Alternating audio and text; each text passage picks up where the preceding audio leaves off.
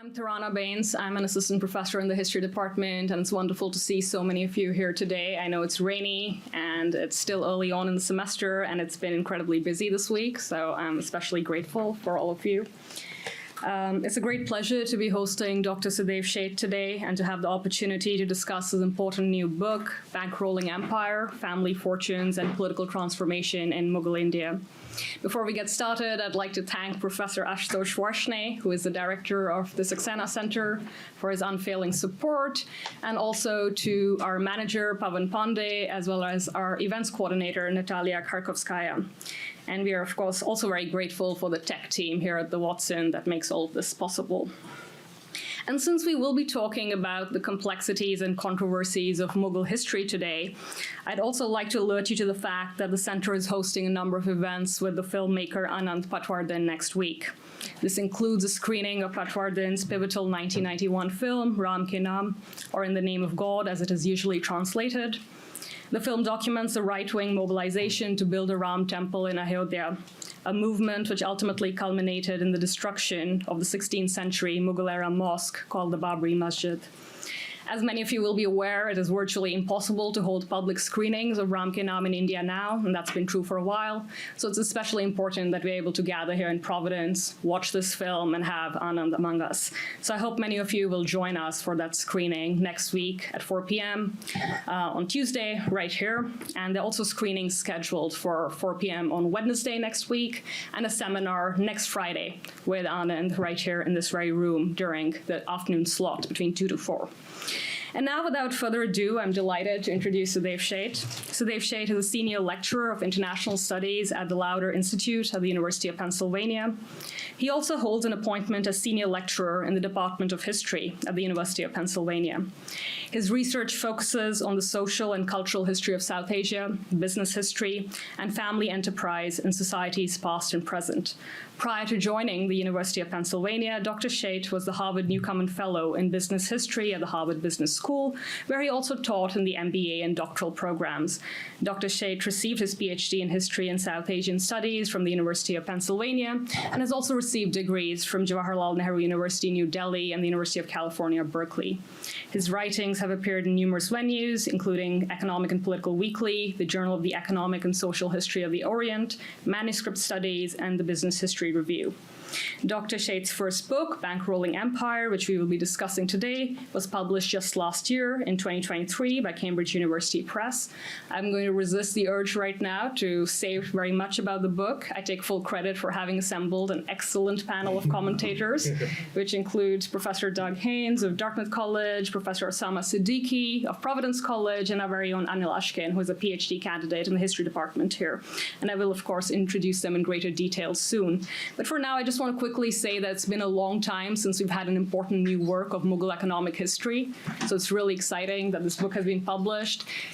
So many of us who teach this period still rely on Irfan Habib's classic 1963 book on Mughal agrarian history and the Mughal agrarian economy. So it's very exciting that we now have new material that we can teach. And I think everyone generally agrees that Mughal economic history is hugely significant, whether we're studying the early modern world economy, global histories of capitalism, or we're thinking about polities and societies and how they evolve in South Asia in the 19th, 20th, and 21st centuries. I also want to quickly note, and I'm sure Sudev will say more about this, that this is a truly multilingual project. It builds on the best traditions of Mughal history, as we see in recent work by Supriya Gandhi, as well as Audrey Trushki, in that it brings Persian materials alongside Sanskrit materials, as well as materials in Gujarati and Marathi. And while I urge everyone to put this book on their reading list, I will also note that Sudev has painstakingly translated some really interesting primary sources, which are included in the appendices of this book. And I think that's a real service to multiple fields, and we should all be teaching this material. So with that, I'm very much looking forward to Dr. Sheth's talk. Please join me in welcoming Dr. Sheth to Brown.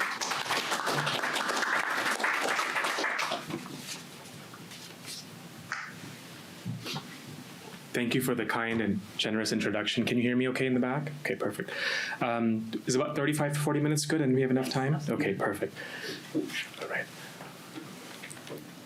Well, thank you to Professor Tarana Baines for the kind invitation, and again to Pavan and Natalia for facilitating my travel from Philadelphia. Thank you. It's so nice to be here at Brown University after a long time. I came actually as a graduate student to visit other friends here.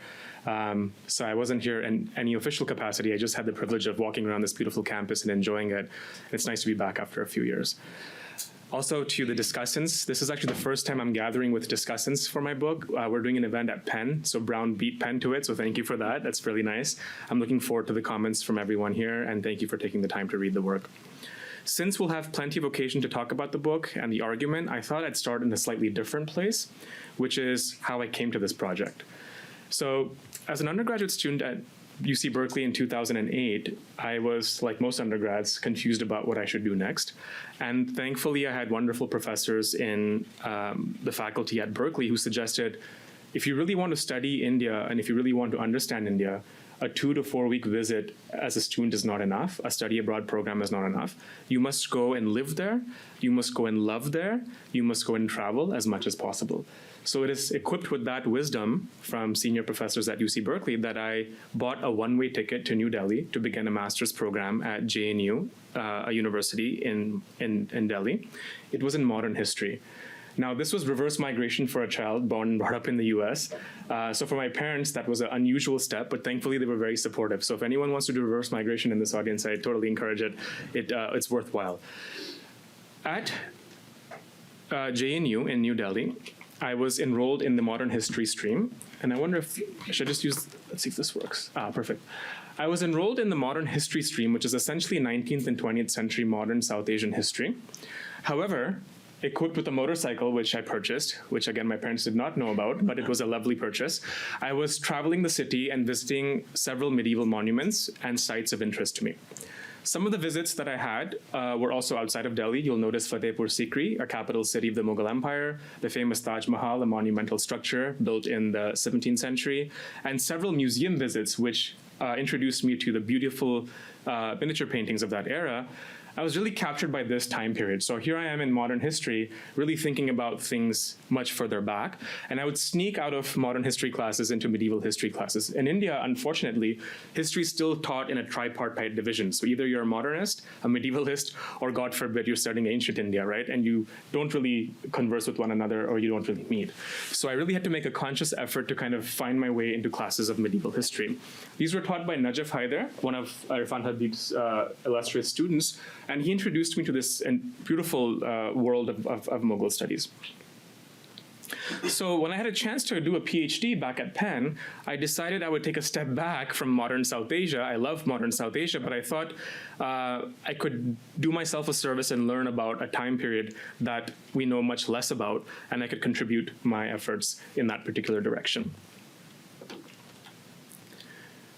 So the Mughal Empire, for those who are less familiar, is a land-based agrarian polity that was established in the 16th century. It was established by military entrepreneurs, you can call them, from Central Asia and modern-day Uzbekistan. This is Babur, who comes from a well-known illustrious lineage of military warlords. I mean, warlords is a controversial term to use for them, but essentially that's what they were. They were in the business of state making, but at that time, they were largely nomadic, and they would move from place to place in search of resources. Babur realized in Central Asia, given warring factions in his immediate family, that there were greater opportunities to be had elsewhere. He had heard about Hindustan from multiple visits to Kabul in modern-day Afghanistan, where the markets were vibrant and many, many merchants would come from South Asia, from India especially, from Hindustan, to sell their wares. And it is through bazaar gossip that he learned about the riches of South Asia, of India in particular. So essentially, if you look at a map of India today, I couldn't get you a map that's further north, but you can kind of assume by looking at this map that the central features of Central Asia there are essentially steeps that are very difficult to kind of traverse. The terrain is very difficult. So even by looking at the map, you can kind of see that India was a natural place for goods, ideas, and people to kind of accumulate. And Babur was no exception to that. When he arrives in India, he is not particularly pleased by India. He doesn't like the weather. He doesn't like the fact that it's dusty and humid, that weapons don't survive very long, houses are poorly built, and unfortunately, there's no nice muskmelons to be had and warm baths to be had. So the environment was not particularly pleasing of India, but as an astute entrepreneur, he noticed that India had sophisticated counting systems. And for him, this was a proxy to the immense wealth that was to be had in India. So counting and enumeration became essentially for him a proxy of why he should stay in India. And majority of his retainers decided they would go back. This business trip was not worth it, and they were missing their homeland, and they went back. And a few retainers stayed back with him. And it is this small group of individuals that slowly laid the foundation for what was to become the mighty Mughal Empire. Okay. Babur and his son, Humayun, are said to be sort of the founding patriarchs of this dynasty, but it is really Babur's grandson Akbar who is much more well-known and famous in historical imagination, and rightly so, for using principles of outright leadership, of a combination of conquest and conciliatory approaches, and essentially building a kind of administrative mechanism that not only harnessed agrarian surplus and revenue, but also allowed for people to kind of partake in the idea of Mughal sovereignty. How was that done? That was through the administration, yes. Could you take some just clarificatory questions? Yes, sure. So Akbar's empire and its geographical expanse Yes. is known. Yes. How much of what we are watching here Yes. was Babur's? Babur was very little. It was essentially organized around Agra, Delhi belt. In fact, when Akbar took the throne, he was just 13 years old and had very poor inheritance. So unfortunately, he didn't inherit very much. A tiny sliver of land, no buildings, no forts, no material goods as such. But the idea of sovereignty was sort of embryonic at that stage. And he used that as the basis for his entrepreneurship. Nothing south of Agra, Gwalior. Not really. Why do we call it an empire then? That's a really good question. Yeah, that's a really good question. So that's worth thinking about. And I think if we were to think about the mature features of an empire, if we think about a bureaucracy that was well established, a system of rank and file through which people could aspire to grow their careers, etc., that really was established during Akbar's reign, especially under the help of Raja Todarmal, who was a Hindu finance minister, who was also ridiculed for his idolatry, but was a very good minister. And he actually brought principles of statecraft from an earlier political formation under Sher Shah. So in some senses, Akbar was really smart in hiring the right people, as all leaders would know. Hiring the right people is really where the magic happens. So it is under Akbar that you have salaries in kind and cash. You have the movement of mansabdars and jagirdars, that is people who are part of empire from post to post. And you have a kind of establishing of a kind of centralized agrarian revenue system. This is why when Irfan Habib writes his book, The Agrarian System of Mughal Empire, it's really focusing on this period and the period after that. Yeah. Okay. Let me move ahead.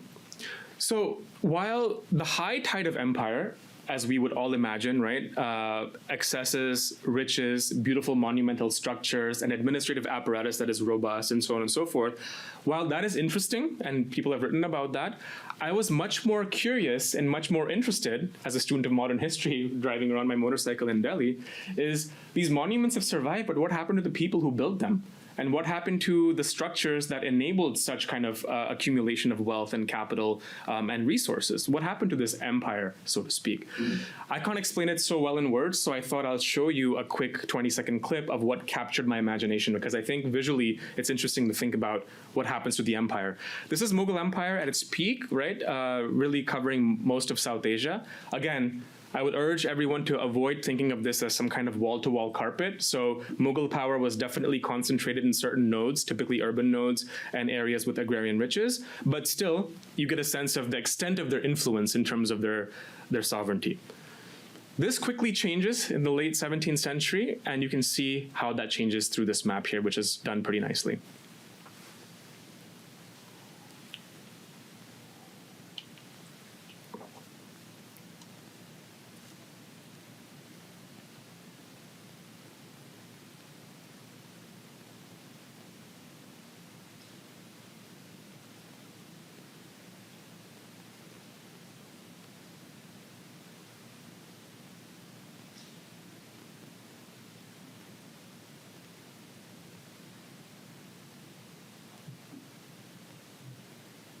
Okay, So good sense of when, at this point of time, what you would actually notice on the flip side is the British East India Company coming in and sort of becoming the centralized and most important node of authority in this period. Yeah. But nothing south of Telangana. Not really for the Mughal The Empire. Tamil Nadu tape is not captured No, ever no. at any point. Correct. Yeah. And so this is the And farthest. Hyder Ali and Tipu have This is the nothing to do with farthest Mughal south. They Empire. kind of get down to Golconda in this area here, Yes. but nothing beyond So this. that's basically That's the basically southern this. tip of Telangana. That's yeah. Okay, so equipped with this kind of the thought process that I just explained to you, I sort of set out to think about two questions when I was pursuing this project. The first is something more basic, which is how did localities experience a deteriorating Mughal administration or Mughal rule? This is something that I always think about in terms of how people live their daily lives and what does political power look like in the locality? How is it experienced? And especially when there are changes in that political power, how do locals see it? How do they think about it? And how do they reconcile with those changes based on their own positionality? The second is what processes, and this is more of a historical kind of diachronic question across time, is what processes enabled regional warlords or regional military entrepreneurs, if you want to use a more euphemistic term, and then leaders of the British East India Company to become significant nodes of public authority in the wake of Mughal collapse or Mughal dissolution. Now, I believe this exercise in scholarship is important for at least two reasons. One, and Tirana alluded to this nicely at the beginning, to push against sort of modern day historical amnesia in terms of how change happens in South Asia, right? There's a lot of narratives out there about why the Mughal Empire collapsed. Some of this focuses on religious bigotry, some of it focuses on other kind of explanations, but really to prove empirically, maybe there were other factors that determined this particular change, and we have to kind of revisit those narratives and think about them and remind ourselves that history is much more complicated than one community versus another community. And the second is, I think, important historiographically to bridge divides between what I told you earlier, right? Between the modern, early modern, pre-modern, right? This kind of tripartite division of how we think about time. Time doesn't move on a dime, but transitions take place slowly and they're much more complicated than simple temporal divisions. So how do we think about change diachronically? And I think that this is something that really captured my imagination as a question. To explain it somewhat visually, how do you go from a world like this, India in 1700s, where, again, the Mughal Empire was the central sovereign idea, so to speak. Not that they didn't have dissidents, but they actually had much more control and command over the sovereign idea of the Mughal Empire. How do you go from that world to a world just 40, 50 years later where you have several indigenous states that have carved out fiefdoms, to one where 50 years later you have a much more complex tapestry of rights, privileges, and resources that are split across a dizzying amount of individuals. If anyone who studied 19th century South Asian history, you'll know just separating who has rights over what parcel of land is in itself like a jigsaw puzzle, right? And this is evident in the jigsaw puzzle that was South Asia in the early 1800s, okay? So in my new book, Bankrolling Empire, I explore the decline of the Mughal Empire. And coming to this question, I was actually agnostic. I didn't know I was a historian of capitalism, nor did I know I would study money until I was well into this project. I just came to the project thinking I have to figure out what other explanations might exist and what other evidence might exist to explain the downfall of the Mughal Empire. Coming from the Irfan Habib tradition, in a way, we were indoctrinated in that way of thinking at JNU. But again, Najaf Haider, my professor, said, there's plenty of room to think differently. So use this opportunity to think differently. And I credit him for that encouragement and support.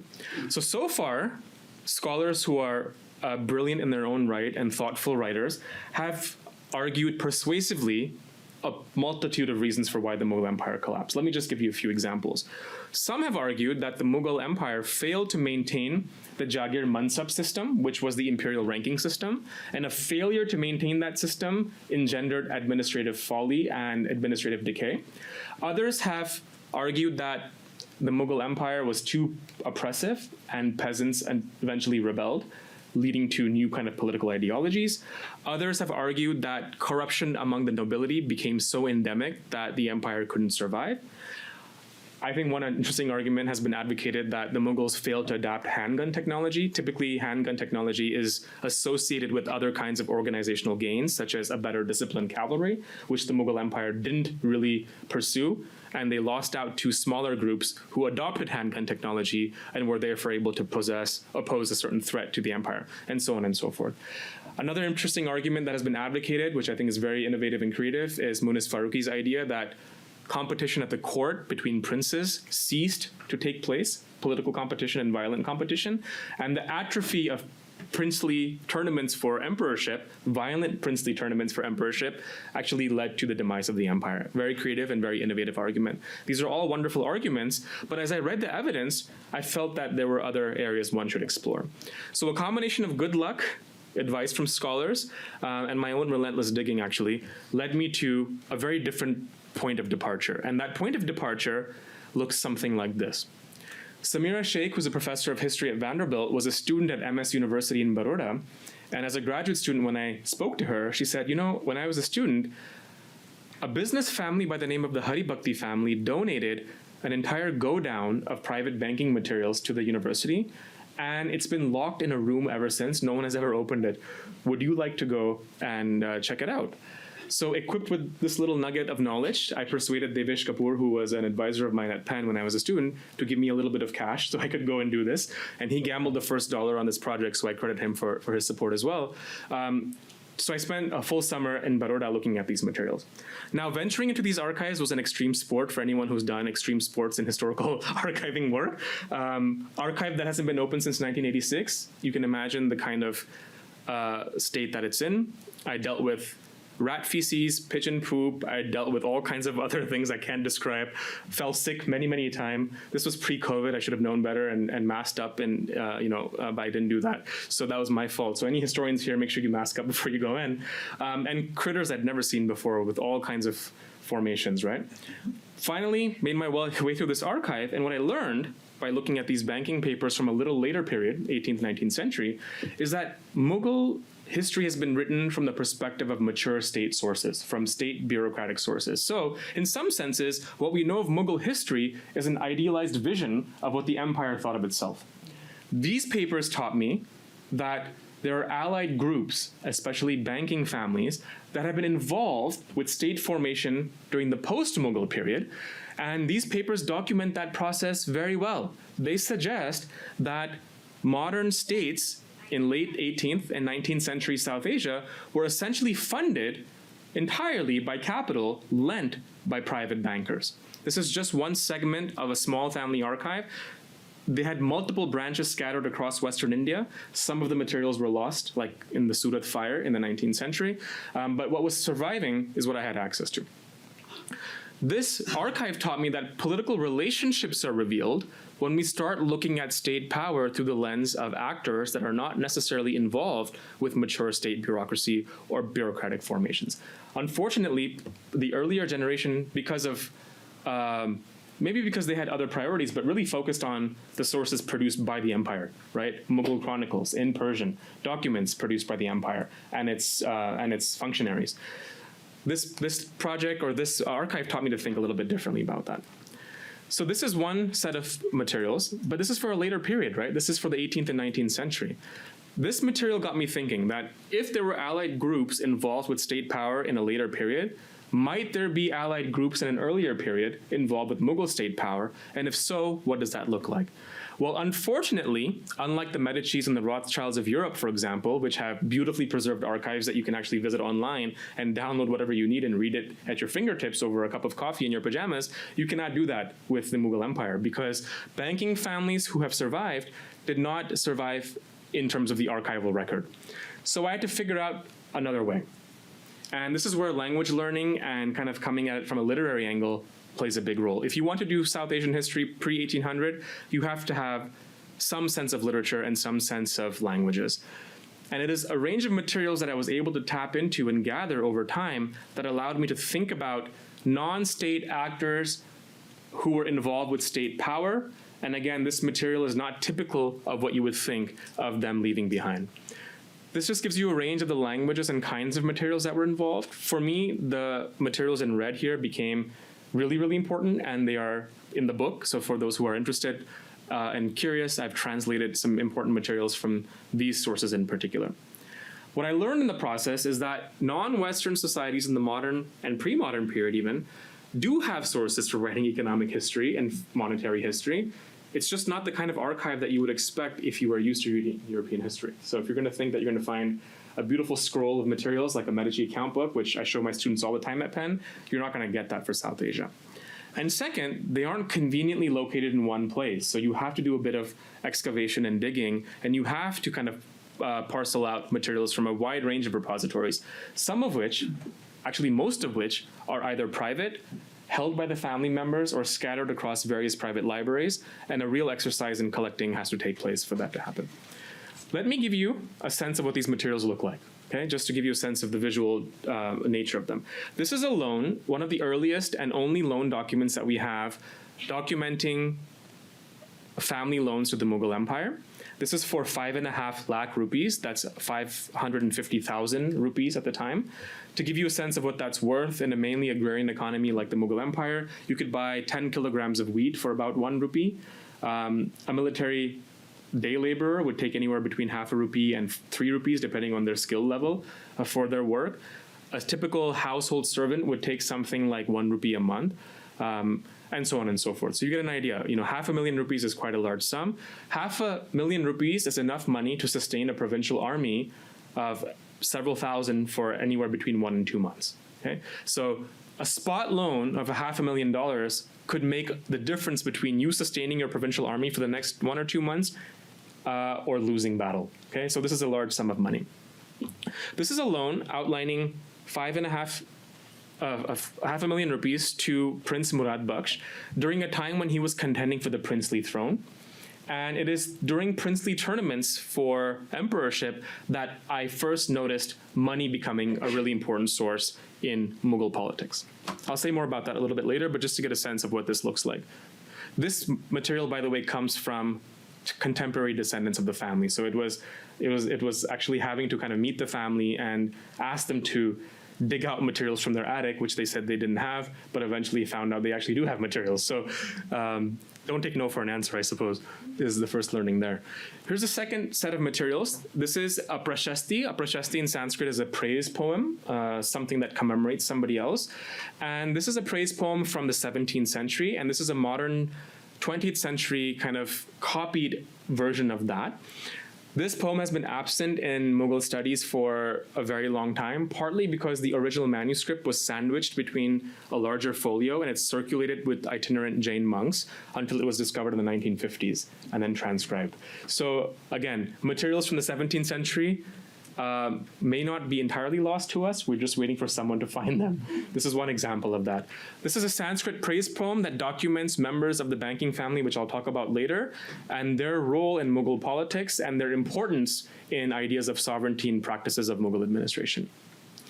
And my favorite source, we're allowed to have favorite sources as scholars of history, I think. So I will tell you my favorite source is Miratul Haqaiq, which means mirror of events or mirror of truths, depending how you want to translate it. This is the unpublished diary of a low-level Mughal bureaucrat hanging out in Surat, Ahmedabad, Baroda, and essentially someone who took the pain to compile daily news reports from his locality, also entering his own laments about his own personal fate and things that were happening around him. He was a real complainer, but that makes this diary really, really valuable. And we do have complainers in history to write history, right? So this is about 489 folios, and we know it's incomplete because there's a catchword at the bottom of the last folio, and there's no materials to follow. So this is probably a much larger work than what you see here.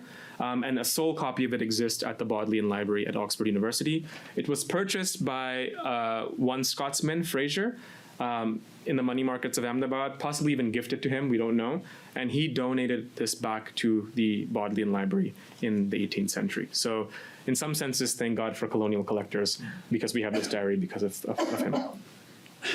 It is through the reading of sources like this that I came across one remarkable business family. And several research trips to India helped me see connections between that family, the past and the present, and connections to state power and political change. this is not the family, but this is a representation of the family because the family survives in modern day times as the Arvind Group at the bottom. They're now in their 15th generation. They're one of Asia's largest manufacturers of textiles. They initiated the denim revolution in India in the 80s and 90s, and they now supply to all big brands. So chances are, if you're wearing jeans today, it's possible that it comes from one of their mills in Ahmedabad. The modern day family looks something like this. Okay, the firm in its modern day iteration was grown in the late 19th and early 20th century by industrialists. They changed their name to the Lauder Group. And again, they were first movers in modern industry in Ahmedabad, working with other Gujarati families to bring cotton manufacturing to India. And again, they have now moved into branding and growing their enterprise in many other ways. While this iteration of the family is no doubt fascinating and interesting, I was much more interested in their forefathers and foremothers. Unfortunately, we know more about the foremothers through Sanskrit writings in an earlier period, but somewhere in Mughal times, information about the female members of the household drops out, which is a real unfortunate thing. The earlier iteration of the family that I'm interested in, you'll see there, Shantidas, his sons, Lakshmi Chand, Manik Chand, Hemchand, Kushal Chand, and Makhat Chand. So these 4 lines represent the 4 generations of the family that I focus on in the book. What emerged through my research was the key role that this family played in Mughal politics and political change over time. So here's Shantidas Jhaveri, the founding patriarch. He's a jeweler par excellence. He gains favor in Mughal circles by supplying jewels and gems, and I'll show you some evidence about that in a minute.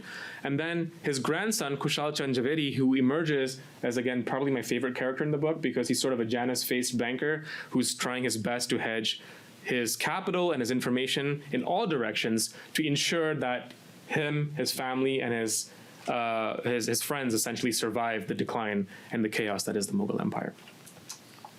To give you a sense of the family, this is India on its head, the ice cream cone reversed, but this helps you get a sense of where they come from. They come from a place called Osai, which is a small temple town in Rajasthan. It's arid, it's dry. Entrepreneurship is very difficult in that environment, so they migrate south, which is up here to Ahmedabad, which is not too far from the port city of Cambay and Surat, which is where most of the mercantile activity in 17th century was taking place. Don't forget that English merchants, Dutch merchants, and Portuguese merchants were arriving here around this time in the early 1600s. So Ahmedabad became a sort of place that had centripetal pull, and merchants and migrants made their way to this particular place. But you can see why. Bombay at that time. No Bombay at the time. No Bombay at the time. Bombay only gained importance because Cambay and Surat, their ports dried up and silted because it's the meeting place of several rivers. So Bombay was a beneficiary of Mother Nature, I suppose, in some sense. Okay. Okay. So just to give you a sense of how this plays out in the book, for those who have not had a chance to read it, I realized that if I could map relations between members of this illustrious banking family on the right to clients on the left, to political figures, and everyone in between, I could maybe say something about how politics works, and maybe even, dare I say, explain change over time. So I then turned to concepts and sort of ecology to explain these changes, and I'll say a bit more about each of these phases. What I learned by looking at this family and a ton of evidence emanating from them, unfortunately most of it not direct, but a lot of it allied to the family, I learned that the family was involved in political change that one could think about in these 4 phases. And these 4 phases are courtly mutualism, political commensalism, expedient extortion, and competitive co-parcenary. What do I mean by each of these? So let's go to phase 1. Courtly mutualism is simply the idea in the book that I advocate that purveyors of capital and those involved in political projects shared a much more symbiotic and much more mutualistic set of relations, which would then later morph into much more antagonistic and competitive. This early phase of mutualism, as you can see, is early 17th century, when Europeans are bringing goods from the New World to South Asia, when ports are vibrant and bustling, bullion from the Americas is making its way to India. The ports really become a space where merchants have a lot of power and influence, and the Mughal Empire, which, if you recall, is a land-based agrarian polity, is trying to tap into now. So in some senses, they're using these merchants to ingratiate themselves and their environment into one that is connected to the Indian Ocean trade. So here's one of the earliest pieces of evidence that we have. This is the earliest farman from Emperor Jahangir in 1618 that outlines the kind of relationship that the banker ought to share with the Mughals, which is he's being favored with protection, and he's being put under the protection of Asif Khan, the governor of Gujarat at the time. And in return, what do they expect? They expect gifts and presents, tufa wa hadaye, and every type of jewelry that he can procure to the exalted empire. And no governors should interfere in his business. And unfortunately, the farman is incomplete, so I get to miss out on the second part of it. But this is still enough to give you a sense of the kind of relationship that is emerging between the Mughal state. We know that the bankers were involved with Mughal emperors prior to this, but this is the earliest documented evidence that we actually have. Here's another piece of evidence that supports the idea of courtly mutualism. This is coming from a non-state source. This is coming from a prashasti that I mentioned to you earlier, the praise poem written by Jain monks, praising the banker for building an architectural marvel in the city, the Chintamani Parshvanath temple, which was then later desecrated by Aurangzeb, which I'll talk about in a minute. But this is commemorating that building. But what's important for our purposes is that it also echoes the kind of mutualism that is expected from the Jain non-state point of view. So this is from the community perspective. Here, to give you a sense of what that means, the poet writes, "For the sake of universal kingdom, Samrajya, on that date, 1627, Shah Jahan displayed his favor to Shantidas in the form of horses, elephants, and gifts onto the shining little kingdom Rajya of Shantidas." So they're using kind of concepts of kingship to think about Shantidas's more delimited sphere of influence in Ahmedabad city. But nonetheless, it's mutualistic in its kind of texture and thrust. This means that local religious texts also saw the Mughal Empire as the most legitimate source of authority, something you probably can't repeat in modern day Ahmedabad today, but that was the case in that time period, okay? The second phase that I outline in the book is a shift from that world of mostly mutualistic economic relations to one that is a bit more beneficial to the state. And I'm contextualizing that as political commensalism. Commensalism just basically means the idea that the state certainly benefited from the capital and loans that were provided by the bankers, but it wasn't sure how the banking family actually benefited or were harmed in the manner. So it's sort of like almost like a holding period where we're not really sure what's happening, but they are taking loans, okay? So here again is a loan taken from the family by Murad Baksh, a hopeful prince in battle with his brothers for the throne after the death of their father, Shah Jahan. He ends up losing, but that's beside the point. During the fight for the throne, he's taking a huge amount of cash from this particular family. So it says that a huge amount of money, a considerable amount, was taken from Manik Chand, the son of Shantidas, so that means the banking firm continues in lineage, and his brothers, at the place of accession in Ahmedabad, which is the epicenter of mankind. And the details of that loan's recompense given in this endorsement should be paid back from the revenues of the autumn season. Okay? So, and then they sort of enumerate where that money's going to come from in the next crop cycle.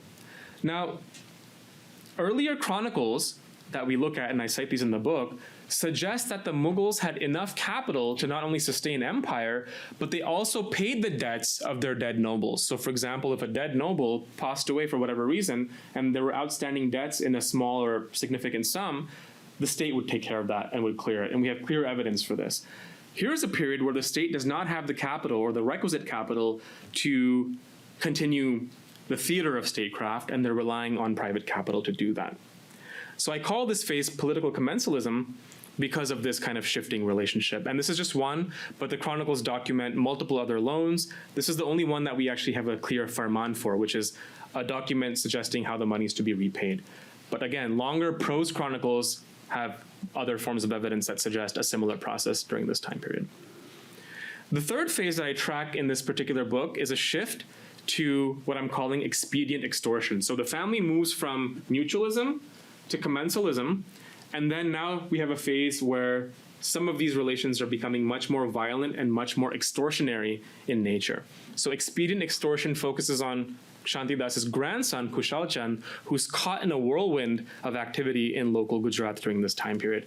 For those who are interested in the book, there's a long interlude chapter in between these phases that kind of give you a sense of what's happening empire-wide during this period. So Professor Varshini rightly mentioned that they didn't make it that far, but it's a critical part of the story. Their desire to expand south engendered administrative amnesia and neglect to existing strongholds. And it is this expansionary desire that led to, for example, exceedingly long tenures of governors in Gujarat from anywhere from 2 to 3 years to now 10 to 15 years. And I argue in the book that long tenures is a hallmark of administrative decay in Gujarat. And it is during this period that these governors are actually essentially hedging their bets whether the Mughal state is the best employer or they should just carve out their own fiefdoms. And many of them do carve out their own fiefdoms. So that's the interlude. It's a very important part of the book. Yeah. Phase 3 is also post-Aurangzeb. So Correct. It has something to do with what you just said. Correct. The governorships are longer. Correct. So the governorships are longer, and it is in this moment, sovereignty is such an interesting concept because it's so sticky. So the Mughal state as a sovereign idea continues in the early 18th century during this period. People still aspire to kingship and still want to partake in paraphernalia of empire, but the material resources which undergird that, or which ought to undergird that, are essentially eroded. So it is for that reason that governors began extorting local merchants as sort of a stopgap solution to financial problems. And this is something that is very, very evident in nature. Aurangzeb also had these issues too, but this becomes much more accentuated after his death, no doubt about it. So what does that look like, and where does this take place? So here's a 15th century fort in Ahmedabad, the Bhadra Fort, which I had the opportunity to sneak into when I was doing my fieldwork. I don't endorse sneaking into monuments, but if you can, why not? I mean, I really wanted to see this place, and I made my way there. And Kushal Chand spent most of his nights in the prison walls of this fort on the right side there. But, now the ASI has used plaster of Paris or something to kind of patch everything up, and it doesn't look very nice, but that is what it is, okay? So Kushal Chand is someone who is really key in this particular phase, and he starts being extorted by several governors back to back. Initially, remember, he's inherited very favorable relations with the Mughal state from his father and grandfather, and for him, this is entirely new. But it's amazing how he pivots really quickly and uses his capital, his know-how, and his resources to start shifting his own priorities. Initially, he's asked for money politely. He gives it. When he realizes this money is not going to be paid back, he starts refusing. He's then subject to merciless extortion and imprisonment, and he escapes Ahmedabad several times but makes his way back, and finally decides that it's much more wise to start lending money to other groups who are on the horizon. Okay, that's sort of the nutshell of what happens here. So just to give you a sense quickly of what that looks like, a microhistory of extortion. This is in Persian language, translated from my favorite source, Mirat al-Haqaiq. So this is a story of two governors, quickly. Hamid Khan, a renegade Mughal noble, who was a challenger to Aurangzeb as well, told Kushal Chand that he needs 10 lakh rupees to pay soldiers. He says, either raise this money through taxes, illegal, from the people, or give the amount from your own banking house. Just about, you can say about 2 weeks later or 3 weeks later, for the payment of the soldiers, the divan or the paymaster of that same governor clamored excessively. And through the acquaintance of Kushal Chand, the jeweler, 100,000 rupees was raised in sums of 10,000. So this was raised in lead lending systems where they would take money from 10 different bankers in the locality, create one larger loan, and present it to the governor. A year later, and we have a lot of evidence of him doing this with multiple governors who are competing for possession. So multiple governors are sent. In the earlier days, only one governor would be sent, but now, because of administrative crises, multiple governors are being sent, and they're basically asked to fight it out in the locality. Whoever gets possession gets to be governor. And for that process, these bankers become extremely important. So this rival governor gave a message to Kushal Chand that he needs money to pay soldiers' salaries. This is a common theme. Got to pay the salaries of soldiers.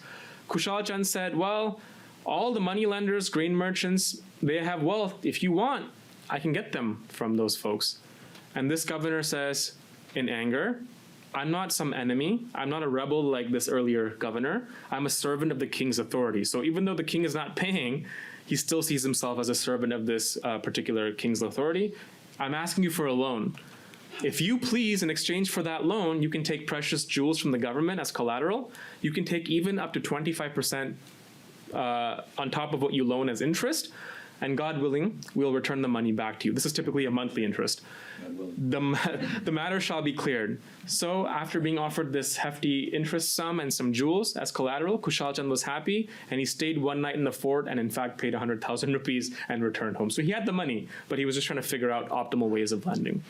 There's many, many episodes that go into this kind of lending back and forth at the micro level, and the book explores that.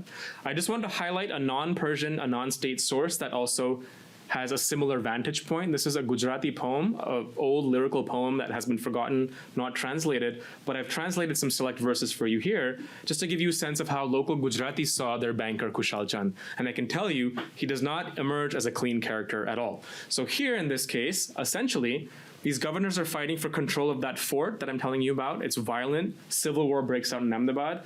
There's often soldiers fighting from rival camps. But what we learn in this is that this banker that I'm talking about is seen to be a local cheater and has been seen to be someone who is in fact contributing to chaos in the city by allowing these governors to loot and ransack Ahmedabad, okay? So again, these characters don't emerge in any clean format. They have multiple personalities, and it's really interesting to think about how shifting information and resources makes them look very different based on the vantage point that you're looking at. Let me quickly go to the last phase before wrapping up, so we have more time for a discussion. The fourth phase is what I'm calling competitive co-parsonary, and this world of competitive co-parsonary is typically the starting point for modern South Asian history. So if you read people like Chris Bailey, or if you read modern South Asian history by anyone, typically this world of multiple sovereigns, native princes, princely states, etc., is almost like the given premise or the given starting point for thinking about South Asian history. This book and this chapter tries to give you a sense of how we get to that place, right? How do we end up in a world of competitive co-parsonary? And competitive co-parsonary simply means that the market, the political market, desired more nuanced tools for adjudicating and arbitrating disputes among multiple claimants who had some legitimate authority. And also endemic violence was extremely disruptive to trade and political formation. So competitive co-parsonary essentially is a world in which rights start to be negotiated through contractual obligations and debt relations. So the birth of debt states in South Asia, the birth of indebted sovereigns, indebted native states comes from this particular time period. And of course, the Jhaveris are a part of this too, okay? They want a part of every change that's happening in their environment. This is Vakhat Chand Jhaveri, and I found this image about a month before my book was published on a trip to India, so thank God for good fortunes, and you need a good book cover because everyone judges a book by the cover. So this is Vakhat Chand Jhaveri. This is painted on the inner marble wall of a Jain Derasar, a small Jain temple in Ahmedabad, and luckily the pujaris were very nice, the priests. They held up 2 candles. I used my handy-dandy Pixel phone, took a picture, and that became my book cover. So amazing technology in the world that we live in. But this painting I knew existed for about 2 years prior to finding it. It just took me 2 years to figure out where it was. And it's still there. So if anyone wants to go see it, you can check it out. Where's the Palki going? The Palki, we don't know because it's just a painting, but I presume either to the royal court because he's being flanked by military entourage and his retainers, but I could only guess. There's no idea where he's going. But what does become very clear through evidence that's written about Vakhat Chand is that he becomes the chief local merchant and financier for the fledgling and emerging authority of the British East India Company. And so Vakhat Chand essentially becomes the financial guarantor, the banker par excellence, the banker with the best reputation in the locality for financing and managing contractual agreements between different competing groups, be they renegade governors from the Mughal Empire, be they new upstarts, which are the Marathas from the Deccan, be they the British East India Company, okay? So no matter where you're coming from, you're still relying on local networks of information and capital and know-how, and even sort of day-to-day state functionary sources. Like, so these people had banking firms, and they had the skill set and the people to help write these contractual agreements that have survived in time. And so Vakhat Chand Jhaveri becomes key to that. So just to give you a sense of how honorable his word is and his position is, it says here, Governor Jonathan Duncan is sent a letter by General Walker, who's a military representative in Ahmedabad, and is sent to sort of quell uprisings, saying that I have the honor to inform you that Malhar Rao Gaikwad, one of the local native princes, has offered Vakhat Chand Kushal Chand. So Malhar Rao has no money, but he's offering Kushal Chand, a respectable merchant, as his security for the company's revenues in Nadiad. It doesn't say Nadiad here, but that's where it is. It's in Gujarat. I have accepted his bond, deeming it one of the most unexceptionable in the country for the payment of this demand. And there's several materials that quote the family's involvement in this kind of shifting enterprise of political change. So broadly speaking, the book has a lot more details, but if we take a step back, how do relations between state power and capital change over 200 years? Really, it's a world in which you have a solvent Mughal state, a fiscally solvent Mughal state that can pay all its debts, but is not able to build state capacity. It's not able to kind of incorporate new groups and new ideas into its concept of Mughal sovereignty, even though they're fiscally solvent, to a world where you have political chaos through which entrepreneurs and bankers become central in imagining new political possibilities. As the market required more nuanced tools to adjudicate disputes, bankers emerge as the primary method of doing that. So we get a world where you go from bankers as mutualistic purveyors of goods to the court to a world where they're at the center of multiple bids to control smaller and smaller pieces of the pie, right, of South Asia, right? And so this is also the time period where land and not just the revenues from land become valuable, right? In an earlier period, people don't realize this, but land is only valuable if there's a lot of people around. The land to labor ratio only flips in around 1900 in South Asia, right? Prior to 1900, there's much more land to go around than there are people to work on it. So in Mughal era, labor was the most valuable thing that you could possibly have, and possession of land was not that relevant. And this starts changing in the 19th century, and the bankers are a part of this too. So most of these bankers, in return for their services, are offered vast amounts of land, and it is on this land that these same families then in the 19th century industrialized. So you get Sarabhais, you get the Lalbhais, you get many other families in Gujarat who now have this amazing amount of land to build industry on. It's no coincidence that they have this land. There's a logic for why it's there. So what I argue in the book as sort of a final punch is that in the process of Mughal dissolution, bankers were first implicated, then extorted, and then they finally adapted to new political circumstances to not only grow their businesses, but also use the power of finance to shape state possibilities. And this is something that I'm still thinking a lot about, but we take national debt as sort of given nowadays, right? Like we think about, national debt to GDP ratios. We think about debt as just a common part of modern day statecraft. All good states typically have debt, but the Mughals didn't have that, and they were not able to expand through the use of fiat currency or through the use of any kind of lending. And one counterfactual, if you like counterfactual history, would be how cool and how interesting would it have been if they were able to do that and maybe learn some of those techniques from the Europeans that were coming in the early 1600s. Could things have been different? Not sure, TBD, but I'll leave you with that. For those who are in the Brown ecosystem, the book is available here on campus in the library, but I'm really looking forward to everyone's comments, especially my discussants. So thank you. I hope that wasn't too long. Okay, perfect.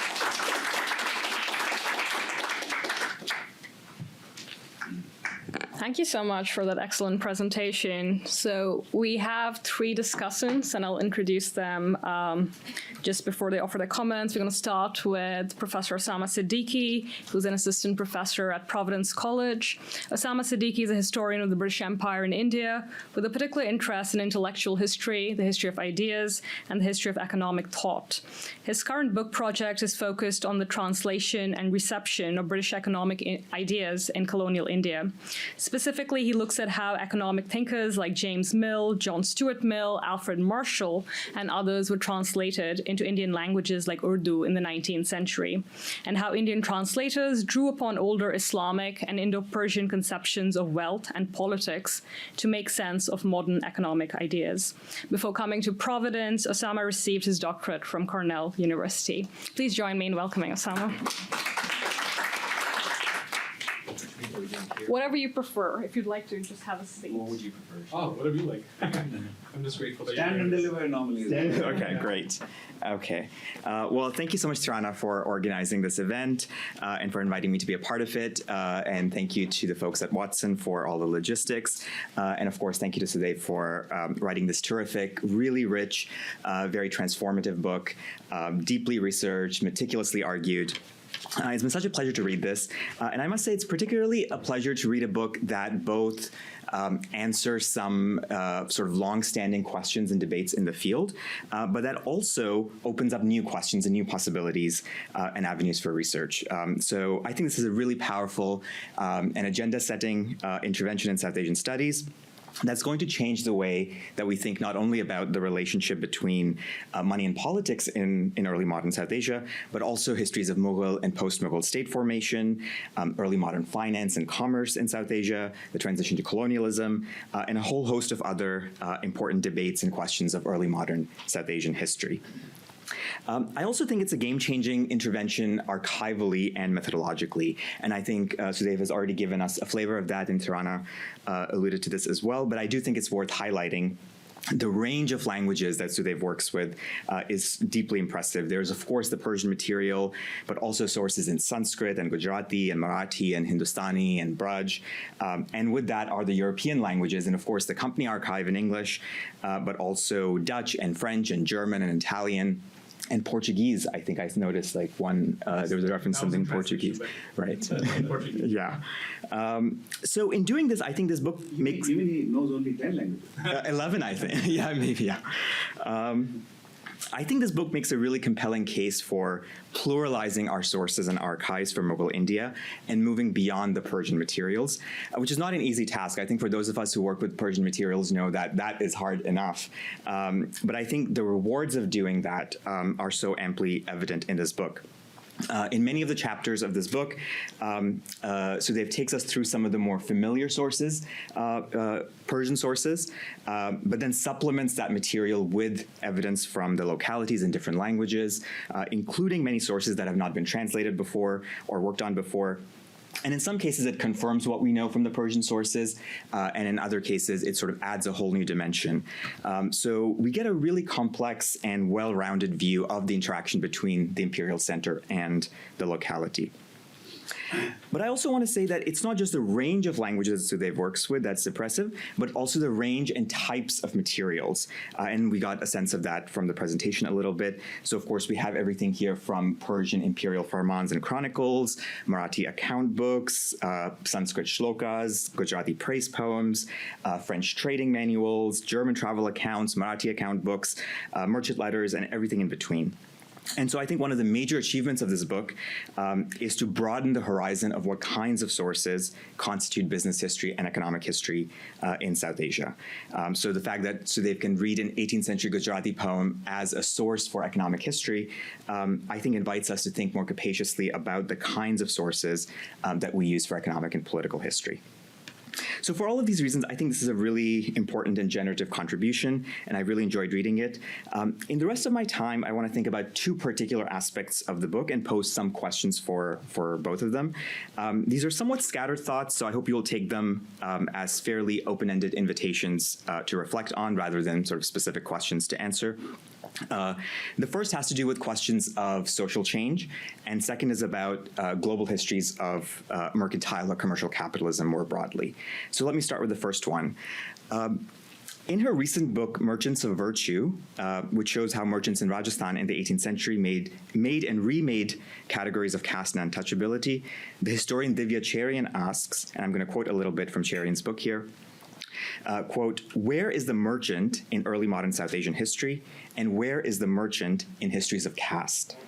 While there are many studies of mercantile activity in the domain of trade, and to a lesser extent politics, merchants remain peripheral to ideas of social change in early modern South Asia." I think one of the big achievements of Sudev's book is that it helps us to locate more precisely where the merchant is, or the banker is, in early modern South Asian history. In particular, the book is really successful in doing this, I think, because we didn't really have a case study before of a multi-generational family of bankers or merchants that kind of tracks their changing fortunes over time, as Sudev does here. Often in the older scholarship, you get a sort of snapshot of in a particular time, and then I think you sort of use that to either extrapolate backwards or forwards in time.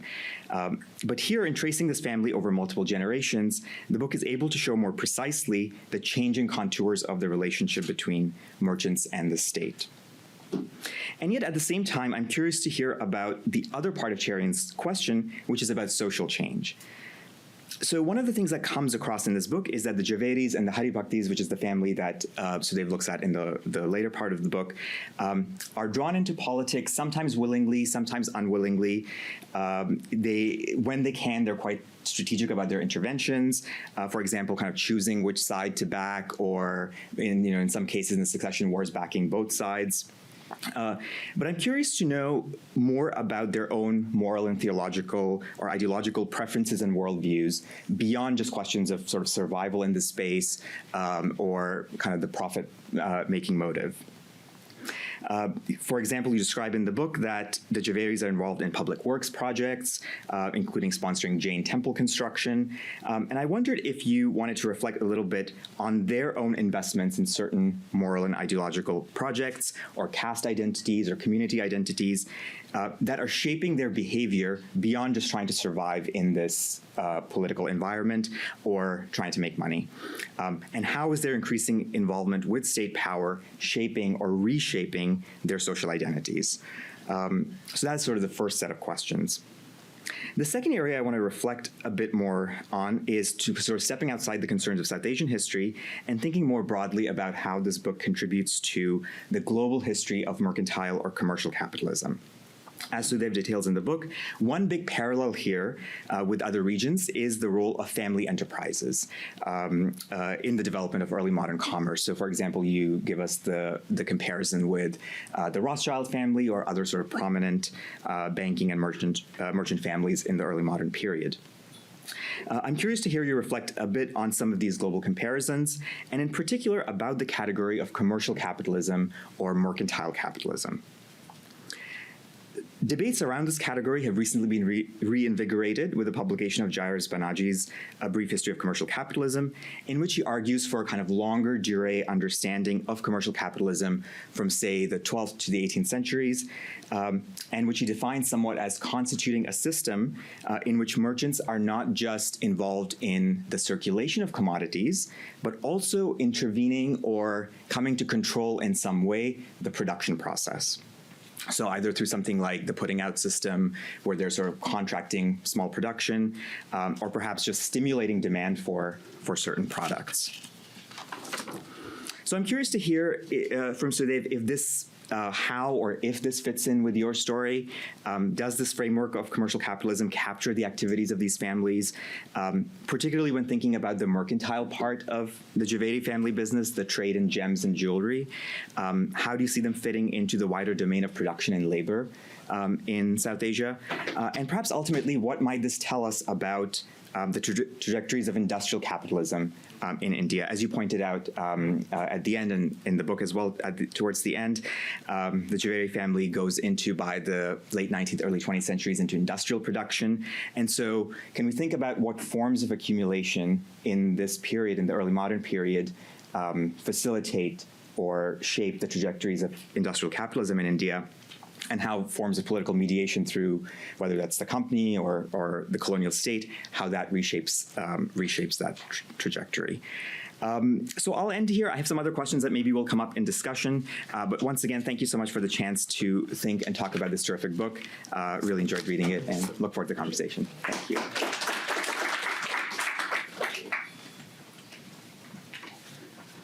All right, thank you, Osama. Mughal historians and historians of South Asia are famous for suffering from Ottoman envy, and I'm very pleased that our next commentator is a historian of the Ottoman Empire. Anil Askin is a PhD candidate in the history department here at Brown. His scholarship examines histories of capital, labor, and the environment through the lens of class struggles in the Ottoman Mediterranean during the 18th and 19th centuries. He is currently finishing his dissertation, which is titled The Order of Extraction: Capital, Death, and Violence in Central Anatolia, 1740 to 1820. Please join me in welcoming Anil.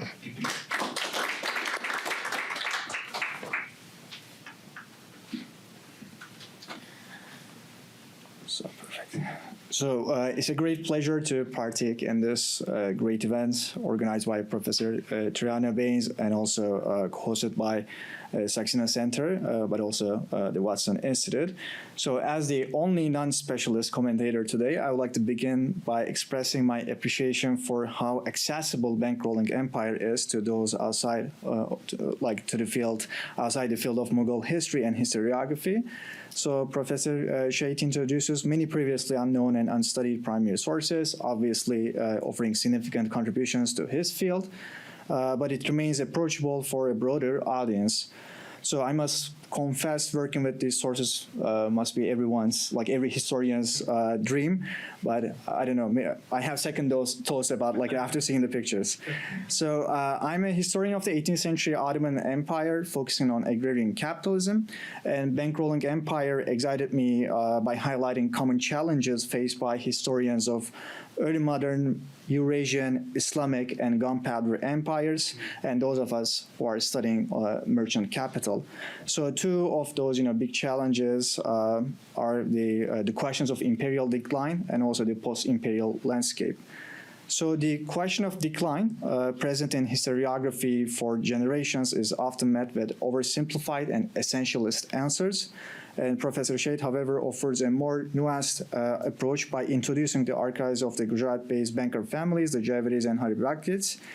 He discusses how these merchant capitalists initially forged and maintained favorable relations with the Mughal court, but later hedged their futures by investing in successor and rival powers. So, in addition to providing a novel periodization of the performance of Mughal fiscal and financial institutions, he traces the histories of merchant bankers who not only converted foreign currency and loaned money to Mughal elites, but also eventually mediated among rivals. So ultimately, it was the British East India Company that capitalized on these rivalries and arbitrated differences between competing powers. So Professor Sheth does not, of course, portray the company's colonial intervention as a natural outcome of the elite rivalries. Rather, he argues that it was achieved through deliberate steps, including but not limited to restricting local merchant bankers' financial and political maneuvers in the long run. So I would like to, agree with second, like Professor Siddiqui. Professor Sheth's engagement with the question of decline is more generative than conclusive, and encourages us to ask deeper questions about the intersections of power and money. And it is also fascinating to observe that the histories of these merchant families predate and outlast the Mughal court, colonial administrations, and many other institutions in between. So from collecting toll fees in pre-Mughal India to practicing courtly mutualism and political commensalism, these families eventually became the major textile industrials, as we already seen in the his presentation in the 20th century. So Professor Sheth rightly points out the stories of Jhaveris can be considered alongside their early modern European counterparts, such as the Medicis, the Fuggers, but also Rothschilds. So in other words, the question of how wealth can be preserved for centuries is a major theme that stayed with me after reading Bankrolling Empire. So in the remaining time, I would like to pose some comments and questions to Professor Sheth. So firstly, you often pair the terms like indigenous capitalism, capitalist, with private capitalists when discussing merchants and merchant bankers. I'd like to learn more about it. You also mentioned this a little bit in your presentation, but I'd like to learn more about how your understanding of capitalism evolved both conceptually and historically in your project. Do you work with a specific definition of capitalism? And I'm particularly interested in your engagement with Fernand Braudel, whom you reference alongside other historical sociologists at various points. And Braudel's definition of capitalism as an anti-market process has always in my mind, like when I was reading your book. In other words, Braudel offers a distinctly political definition, emphasizing that capitalism's monopolistic tendencies set it apart from other systems. So for Braudel, it's not the free markets, but the formation of monopolies backed by the state that defines capitalism. So I wonder in what ways the Gujarati merchant bankers corroborate or contradict this approach. And Braudel's notion of capitalism as an anti-market process has also gained traction and interest among Marxian thinkers. I can think of immediately David Harvey. particularly in his discussions of finance capital. So I think there's a chance, maybe an opening to think broadly a longue history of global history of capitalism.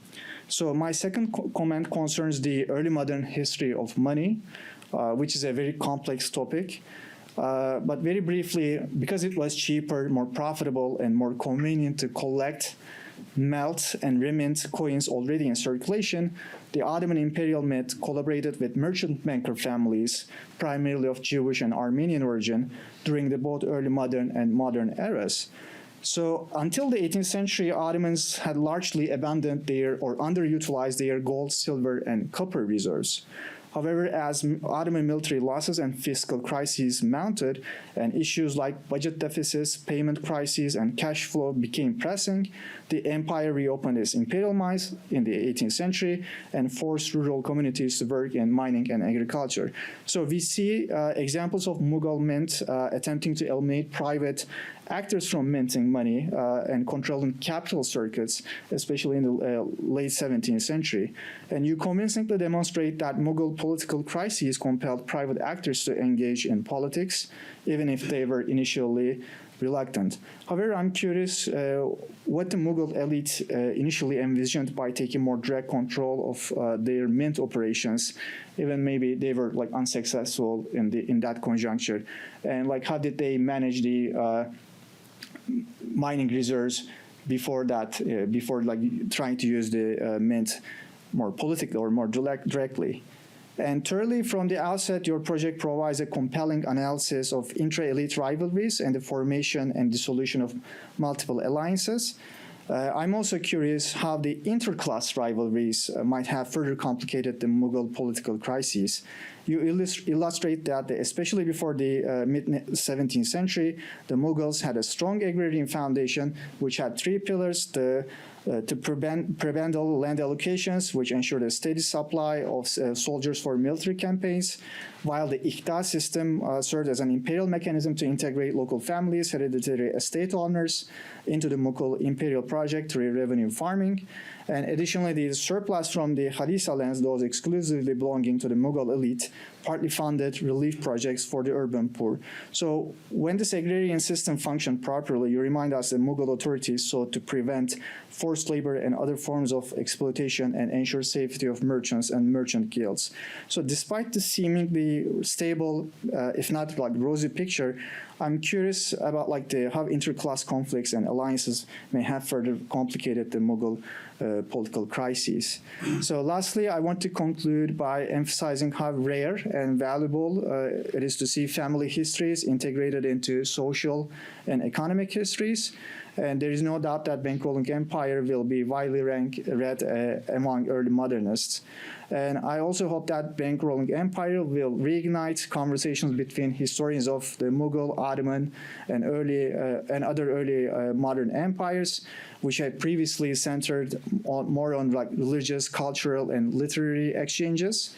And in particular, I believe that its focus on family histories and social and economic dynamics makes it an excellent companion to works such as Beshara Dumani's two books, Rediscovering Palestine and Family Histories in the Ottoman Mediterranean, but also more recently, Kristen Al's research on family businesses and the joint stock companies in the Levant, who eventually became manufacturers in textiles.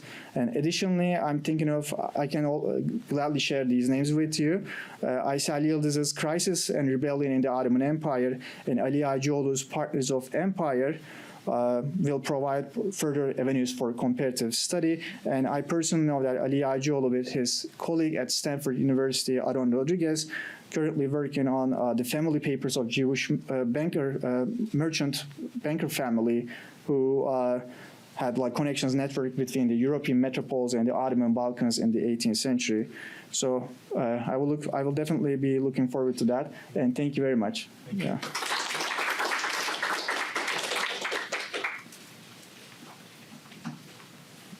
Doug is saying he needs no introduction. Well, he doesn't, but I'm going to do it anyway.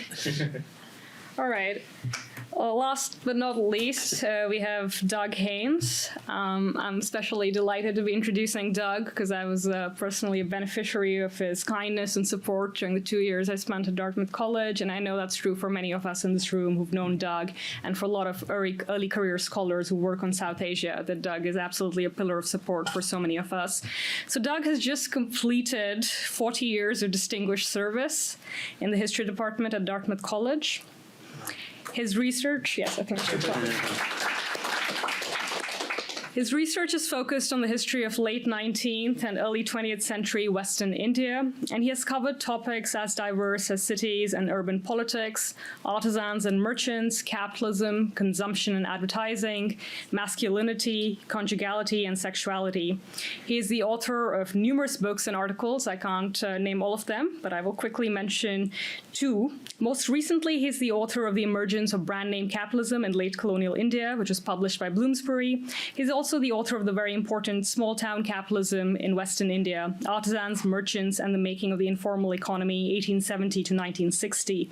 This particular book won the John F. Richards Prize of the American Historical Association for the most distinguished book in English on South Asian history in 2012.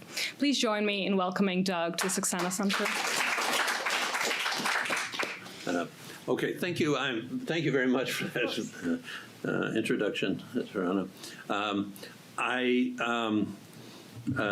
think I've been asked to participate in this event because I'm a historian of Gujarat and because I work on capitalism, but I'm actually going to take my comments in a different direction, more as a teacher of South Asian history and who has to lecture on the political history of Mughal Empire at the beginning of a course on modern South Asian history. I'll mention how this is relevant, but I'm really pleased to have this opportunity to comment on this wonderful book. I'm really honored to participate. The book is path-breaking in many ways, and they've been elaborated here already in many of these ways. In addition to what's been said, it seems to me that Sudev's study is really one of the very first to bring Gujarat seriously into the history of the Mughal Empire. There have been a lot on Bengal and North India, much less on this region, and that I think that because of this, it complicates the history quite a bit. But it's more than just a history, another history of one region. It's a new kind of historical study, one that uses sources in multiple languages, from Persian to Gujarati. And to my mind, the reason this is important is because it's working. It works at a variety of levels. It's not just a history of this family. It's not just a history of the Mughal state. It's looking at the way that these two levels interact. So that particular diagram where you showed the Mughal on one hand and the Jhaveri family on the other, I think is very important because it's this work is trying to coordinate the two and see what they have to do with each other. And I don't think that's really been done before. The book is a very different one that I think than historians of Gujarat had been anticipating. We had heard about the work on the Hari Bhakti family and on the Jhaveris. I expected a business mercantile history. I think it's really a political history first and foremost. But one that takes these mercantile actors very seriously. Another point to make is that very specific individuals assume importance here. It's not just big structures, I guess, like the agrarian system of Mughal India and so on, the classic work of Habib in 63. So that's very important in understanding what was going on. Okay. So as I mentioned, I'm bringing my perspective as a teacher and observer of the history of Mughal in Mughal Empire. I'm not a specialist on Mughal history. I really work on primarily on the 20th century. And I may be simplifying the history of the Mughal Empire somewhat here. But I think that what Sudev has to say is really revolutionary for understanding.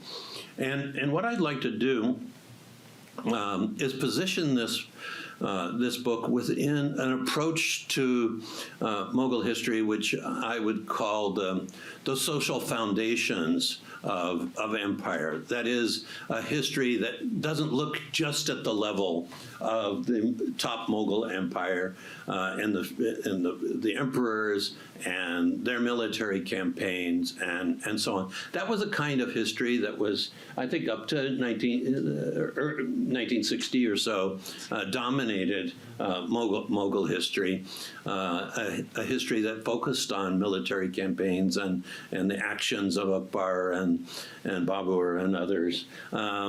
And to the extent to which it addressed issues of Indian society and the need to get support within Indian society, it stressed religious toleration, or maybe sometimes even word secularism was used. Akbar's interest in various Hindu practices and so on. And perhaps its willingness, the Mughals' willingness to arrange alliances with the big Rajput chieftains of North India. But I think really beginning with Habib's book and with others, a kind of social history approach to empire emerged that focused on the role of Indian actors, South Asian actors, and also on the composition of the Mughal nobility, looking at its social composition, which included actors who were Indian, including Hindu actors as well. But the real focus initially in this literature was to look at the role of zamindars, the rural elites, and the ways in which they supported the empire, brought revenue to the state, and they were often seen as figures who were deeply embedded in rural society and provided critical support for the empire. And I'm surprised this wasn't mentioned in discussion thus far, but then there was an article by Karen Leonard that entitled, I recall Great Firm Theory of Mughal Decline. Of Mughal Decline, but which basically argued that great firms, great banking firms, were critical to the working of the Mughal state and to its later decline. That's not the work on Hyderabad. She was doing the work on Hyderabad when the article came out, but it wasn't simply based upon Hyderabad. But on the other hand, it was a provocative piece. It wasn't backed by a lot of empirical work, and it was thrown out there as a very interesting argument. And I think it was very valuable what she did. But she basically caused some people to look at the role of merchants and bankers more seriously. And in this kind of social history approach to empire, the decline of the empire was explained by the collapse of the social foundations for the Mughal Empire, the dissolution of the divisions among the Mansabdar class, the nobility, the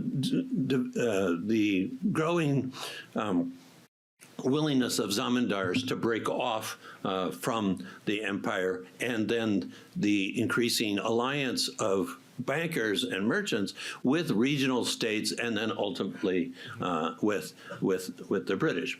Now, as I see it, another key historian of the Mughal Empire kind of differed from the social history approach, John Richards, and he kind of said he was very interested in the strength of the top structure of the empire, disagreed with the role of bankers, ended up insisting that many of the zamindars were not local figures so much as functionaries of the empire, and so on. So there was this kind of tension within the literature. Now, Sudev's work is a major contribution for a reason I've already mentioned, his willingness to work between these levels of actors. He doesn't so much deal with the emperors so much as regional rulers, regional governors in Gujarat, about whom we've known very, very little. But he argues, and this argument hasn't completely come across yet, that before the 1630s or so, at what might be called the height of the Mughal Empire, the Mughals were not dependent on local financial elites who nonetheless participated. There was this mutualism, but the Mughals did not financially depend on these local elites. And that financial elites were drawn into the politics of the making of kings and regional nobles only later, with conflicts among members of the nobility, the sons of Shah Jahan fighting amongst each other for power. So there's a rise of these intra-nobility conflicts. And then a sort of increasingly we see regional rivals to the Mughals emerging as important figures in this history, as well as nobles who no longer have a commitment, strong commitments to the center. So more and more competition, more and more conflict. In this situation, elites are more and more dependent for financial resources, reach out, more desperate for financial resources, and merchants start lending to the state voluntarily in some cases, and under extortion in other cases. And it seemed to me that one thing that's maybe not mentioned in the study is that perhaps it is the lack of access to rural resources that leads these rival claimants to seek out merchant support. Do they get access to the revenues that are collected? So it seems to me they have to turn to other sources of revenue that are not are new in this case. But what's kind of interesting here is the political role of financial actors seems to grow and grow with the decline of the Mughal center. And this is a very fine-tuned analysis of political developments at the regional level in this book. Now, I think it would be worth taking them. I'm going to have a series of suggestions for articles to spin off of this, because I think there's still a lot of potential to do more that can't be done within the context. But the first one is, I think that the main arguments of the book themselves might be the source of an article that could be, would have less of the detail of the book, but that would illuminate bring out the major arguments. I would urge you to do that, and much more in a sketchy fashion, maybe as Karen Leonard did in her book. But in the process of making these arguments and this fine-tuned analysis, it seems to me there are a number of other very valuable themes. in the book that might be drawn out. I guess my first one is you show that the Mughal nobility was not dependent on these big financiers at an earlier stage.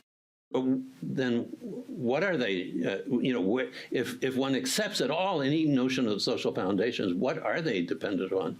And it seems to me that the logical explanation, and I assume the right one, but I'm not sure, is that the Mughals had so systematically set up such an effective mechanisms for drawing rural resources through the revenue system by the early 17th century, that they didn't rely on these other kinds of sources of revenue. So I think it might be interesting to examine over time the shifting character of the kinds of resources the Mughal state, and this is completely suggested by your analysis, not a question I would have thought of before.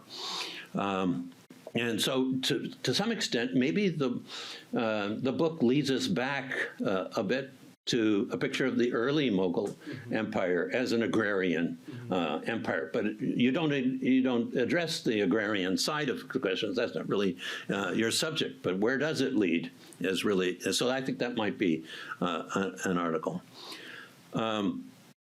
Another implication of Sudev's book, it seems to me, is that historians have not yet fully recognized the importance of conflicts among claimants to the throne for understanding the structure of the empire. At least this is my impression. You mentioned Munis Faruqi, but I think that's exception. So you really show that beginning with in the middle of the 17th century, but I think here in your talk, you suggest this is beginning in mid 17th century, but in the book you suggest it's happening earlier. Everyone recognizes that these kinds of conflicts were happening, but their structural implications, I think, have not been really appreciated, and I think that might be brought out.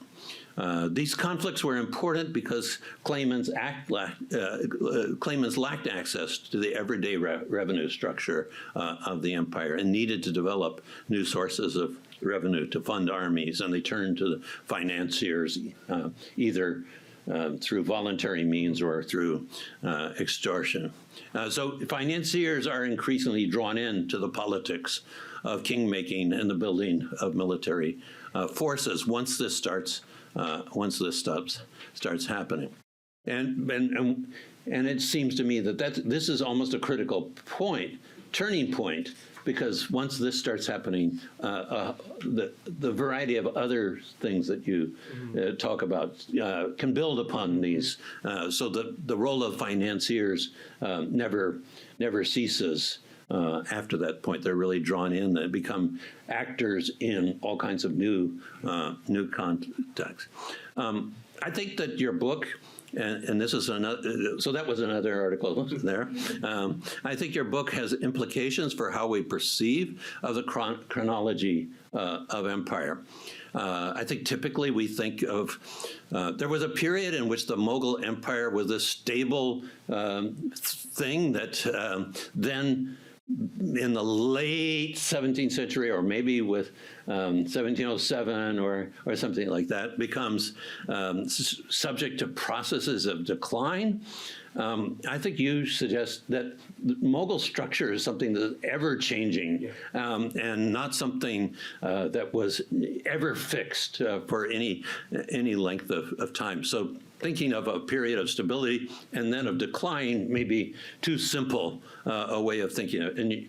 And your picture of what happens after maybe initial period of stability has so many different phases to it that are very different in character, that I think that would make a valuable contribution to write an article about that.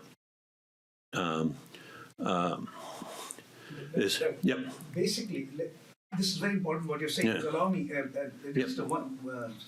half a minute into it. Basically, the point you're making is that Aurangzeb's long rule is not stability, does not constitute stability. This is what I'm saying. Yeah. So they're saying, and that itself can be seen as either generating instability or is full of instability, and there's a cover. Yeah. And ultimately, 1707 is when the decline is very evident, but decline begins during the long Aurangzeb. And to me, the period, I'm not sure I even want to use the word decline any longer, but just changes in structural form over time. This book suggests they're beginning in Aurangzeb's very attempt to acquire power in competition with his brothers and so on at an earlier stage, where his brothers and he end up trying to cultivate the support, get the support of financiers in this area. Doug, I don't want to Yeah, stop, okay. but maybe just 2 more minutes. 2 more minutes. Yeah, sorry. This is longer than I thought it would. Well, I guess I'm down to my final 2 points, and the first one is very brief, and that is the book points to the importance of political elites being able to pay their soldiers.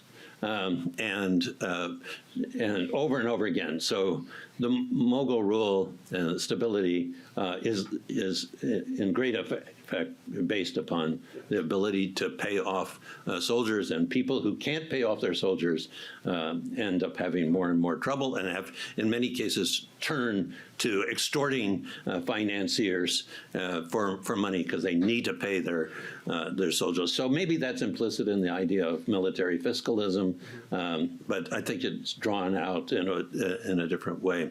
The final question gets away from the various articles that I was suggesting, but it has to do with sources, and I wonder, because I think you draw upon these sources for pieces of information, but could you write something that looks at these sources critically, and what the perspective of the various authors, why they might have described the events they did in the way they did. So I'll finish there and let Sudev respond to anything I and others have said. Yep.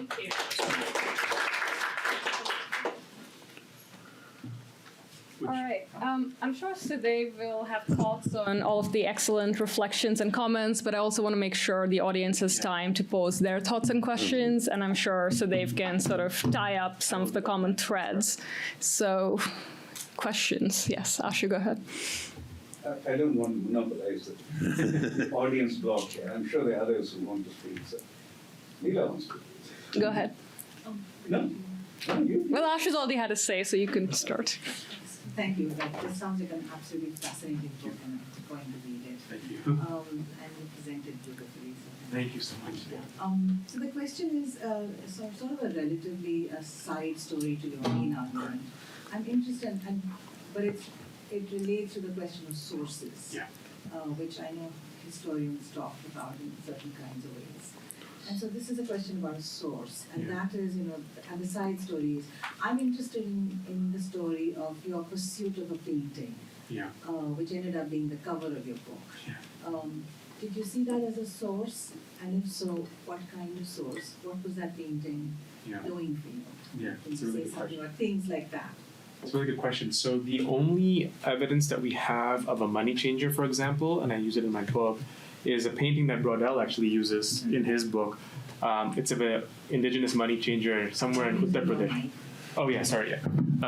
The only painting that we have of a money changer, for example, for this period is coming from outside of Gujarat, and Braudel cites it in his book. For me, I was just excited by the fact that some visual representation of this family existed, because I have no visual representation of the family at all. So it was simply that I wanted to figure out where this thing was. Had I found it earlier when the book wasn't going to print, I could have potentially used that source to think much more about that painting. The question was asked, where was this banker going, for example? Where was he coming from, and so on and so forth?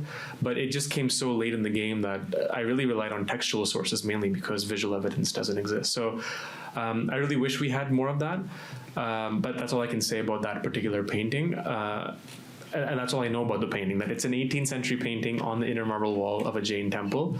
I wish an art historian could come with me and actually look at that closely, because I'm sure it would reveal much more. I know the soldiers are armed, and he's flanked by an armed entourage, which is interesting because it ties up very nicely with the textual evidence, which suggests, the process of demilitarizing South Asia was not a sort of an overnight process. And part of this is a very complex idea, right? The idea that the military, that like the Mughal state was fiscally solvent, had multiple soldiers on its payroll, and was able to effect a state-like structure for a long period of time, has to be put in contrast with changes that were taking afterward, where there was a conscious effort to demilitarize South Asia. That's what the early colonial state tried to do. But now you have soldiers who are looking for work and desperate for work. So this painting confirms 18th century evidence that these bankers started becoming the primary source of employment for many of these military men. The Jhaveris, for example, had 400 or 500 soldiers waiting outside their mansion every morning as day laborers looking for military work. So the idea, so the visual evidence does support that idea, for example, but I just wish I had more time before the book even went into print to think about that. The only fancy portrait we have of Shantidas Jhaveri, which is in the book, and I mentioned this, is from a much later period. It's a visual recreation of what he might have looked like. I think I showed you that picture as well. That's not a contemporaneous painting. I have no idea what he looked like. So that's the best I can do for that. Ashu, and then. Oh, no, you should. I'm a business historian. Yeah. Do you want to pass on the mic, Ashu? You can also introduce yourself. Yeah. You're a new member of our community, so. Hi, my name is Baba Prasad, I'm Leela's husband. I'm also a professor in the School of Professional Studies here. Yeah. Primarily, I didn't expect, but when Sudev, you put up your first slide, 25 years after getting my PhD at Wharton, I didn't think my heart would grow so warm when I saw this logo. So thanks for that. Okay. But as a business strategy professor primarily, I have to think about competition. Yeah. And you alluded to competition in a different kind of way, where most Mughal people or Mughal rulers were trying to compete to get money from the bankers. Yeah. But at the same time, I think, and I'm not sure, but maybe I'd like to hear about this, were there other money lenders, money lending families? Yeah. And what was the kind of competition that existed between these to patronize the Mughal rulers? Yeah. And how did that dynamic actually play out in your political scenario? Lovely question, and the book does go into this, and it kind of speaks to some of the questions that Osama was asking earlier about other ties outside of economic ties. And one of the things I explore in the book is rivalries between Jain families and between merchants of different kinds. So the merchants involved in the jewelry trade were different than the merchants involved in the trading of silk, and they were different than the merchants involved in the trading of indigo. And so a lot of what's happening is not just state-capital relations sort of involved in a delicate dance with one another, but also local merchants competing and contesting with one another, coming from the same community. And we have this in very clear terms where, just to give you one small example, the institution of Nagar Shade, which is written about by some scholars earlier, notably the late Makran Mehta, who just passed away, and Dwijendra Tripathi from IIM Ahmedabad. In my work, I noticed that institution, the idea of the chief merchant, emerges simultaneously as the Mughal Empire declines, so in some ways as a way to fulfill urban institutional voids or of leadership, but also as an outcome of competing merchant groups going to any semblance of state authority to say, can you please ratify me as Nagashid and not my rival Gangadas, who's a silk merchant? So the idea that the Jains operated in some kind of cohesive manner is just not true. And in fact, even sectarian debates between Jain monastic traditions in Ahmedabad were involved in these kind of parallel lines. So you had Shantidas Jhaveri being patronized and patronizing one particular monk, and then his rival Gangadas would be involved in a similar kind of. So the idea of these relations mapping equally and easily is just not true. In fact, I would argue, since you're asking me, that rivalries between Jain monks or between Jain business families, intra-Jain rivalries, were probably much more vicious than any kind of rivalry with the state. That would be, and I don't have the evidence for it, but it's based on a hunch. And some of it comes out in violent ways, including the murdering of rival merchants. So we have evidence of that in the book as well. Yeah, sure. So this is absolutely fascinating. Thank you. Thank you. I'm not a historian, but all of us interested in, especially in Hindu-Muslim relations. Yeah, of course, yeah. And you've written, have of to course. go back to the Mughal period and Delhi settlement, not Yes. just Mughal. Of course, yeah, pre-Mughal. Also. Of course, of course.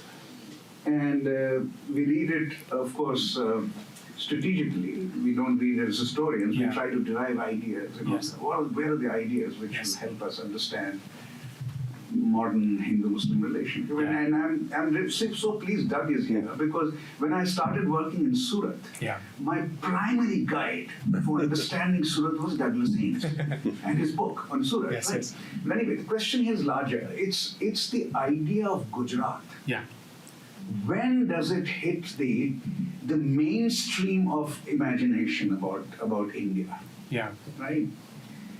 Now you say, of course, it was so North India centric, wrongly in my view. But I'm not a historian. I'm not going to change that. Okay. Right? Wrongly in my view. I also believe that North Indian classical, that Hindustani classical music should be called North Indian classical, and Carnatic should be called South Indian Yes, classical, not Carnatic and Indian classical. Yeah. It doesn't make sense to Yeah, me. right. These are two. One in North, one in South. Right, yeah. But the way the imagination was constructed, it was all North India centric. Correct. And those of us children growing up in UP and Delhi reading history books, Yeah. Gujarat arrives with Gandhi. Yeah. Right. Then we start reading up as a story, as let's say, political scientists of Hindu-Muslim relations. Then we get to Surat, Yes. and Surat is a more important place than Bombay. Because there was no Bombay when Surat was. Right, Surat was correct. flourishing. Correct. Then we start going to Hyderabad, etc. Yeah. Now, so when we ask this question about when Gujarat hits the mainstream of imagination, Yeah. For a historian, Yes. presumably you don't start then in 1800 when the No. British start constructing the Bombay. Yes. Yeah. Bombay, what was it called? Presidency. Yes. And Bombay begins to emerge, Yes. and Surat declines, Yeah. right? So you are going back to the late 17th century at least. Yes. Right? Definitely. And you're talking about the Mughal Empire somehow getting more and more dependent on Gujarat financial capital. Yes. Right? Now, you're not connecting them to Aurangzeb, you're connecting them to governors. Yes. Correct. The governors of this empire. Correct. Just as people were trying to connect governors of this empire in Bengal to Correct. Jagat Seth, Correct. etc. Right? Correct. You're connecting them to Jhaveri, Lal Bhai, Sarabhai. Sarabhai, I don't know when they emerged, but Yeah, correct. okay. So, is this imagination of Gujarat rising to the mainstream of imperial functioning? Does it have something to do with the fact that after a point, landed revenue Yeah. is not enough, which is hinting at. Right. Doug is hinting at. Right. Landed revenue is not enough to finance an empire, to run an empire. Right. And increasingly, maritime imagination has to come in. Right. It's a really interesting question. It has to come in, and it comes in through Gujarat. Yeah. It comes in through what became Maharashtra later. Mm-hmm. It comes in through Calicut, etc., etc. Yes. Especially. I don't know about the eastern side as well, Yeah. but the western side. And I draw your attention in particular to Soumitra Jha, Yes. Yeah. who blew my mind on Hindu-Muslim relations when his work took me to a very important claim, that Gujarati interaction with Arab traders, Muslim traders, began soon after Islam was born. Correct. Yeah. That's correct. In the 7th century. Yeah. And the interaction between Muslim traders coming from Arab lands to Yeah. Gujarat and Gujarati traders also doing something in return leads to very serious financial interaction, commercial interactions. Now, the puzzle here then is that when we say typically that Mughal India had Middle Eastern lineage, but Mughal India is perhaps best depicted as having Central Asian lineage, Correct. which is land land circumscribed. Yes. Because thinking of Arab connection would inevitably lead you to maritime trade. Right. Right, inevitably, and there is so much going on after the birth of Islam and Gujarat in his work, and he actually takes me to towns through his work, Right.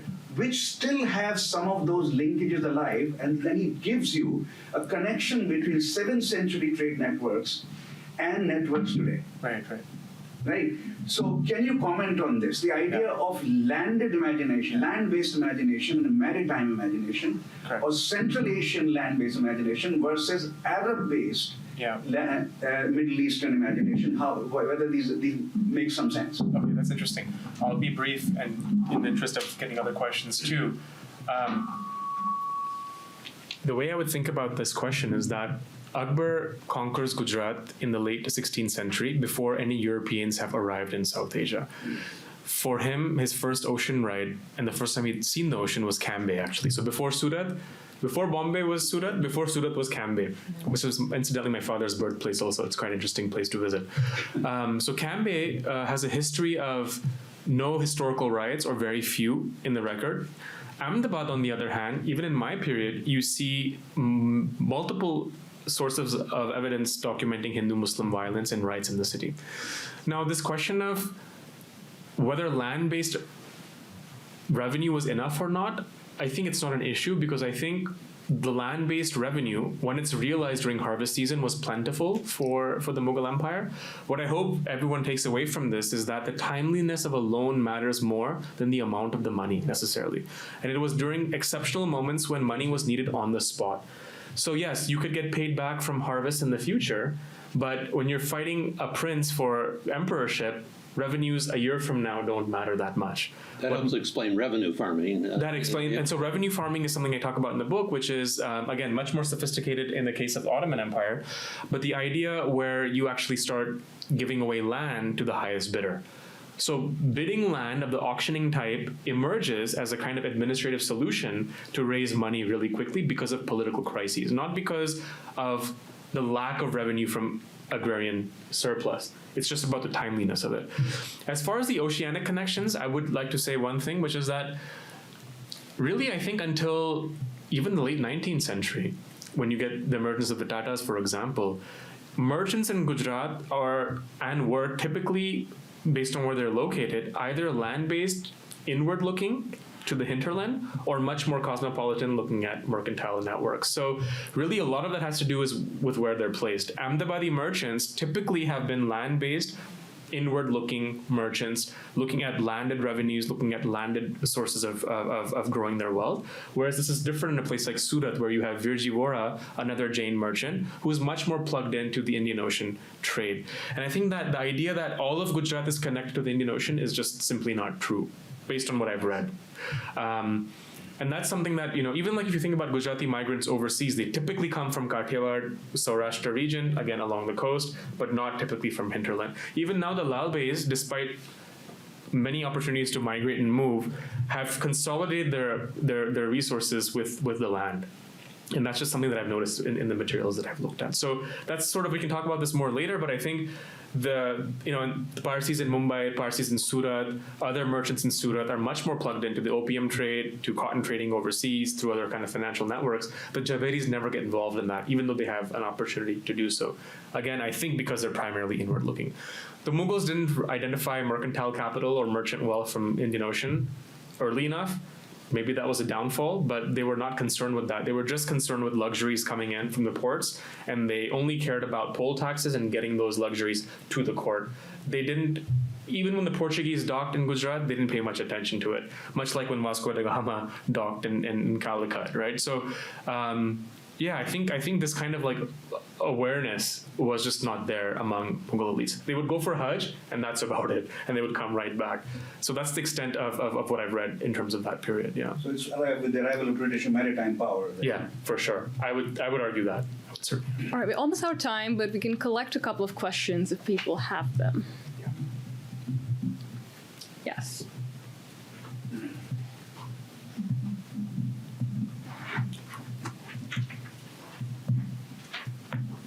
Thank you, Sudev. This was fascinating. Thank you.